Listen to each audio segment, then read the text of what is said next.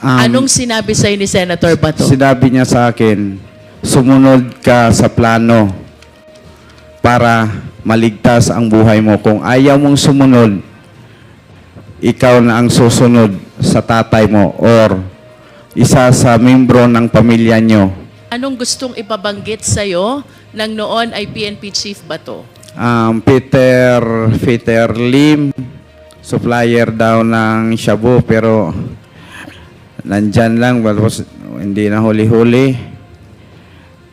Tapos si Senator De Lima, protector daw sa mga shabu, mga nagtitinda ng shabu sa loob ng Bilibid. May katotohanan kaya ang mga ito? Let's watch the full highlights.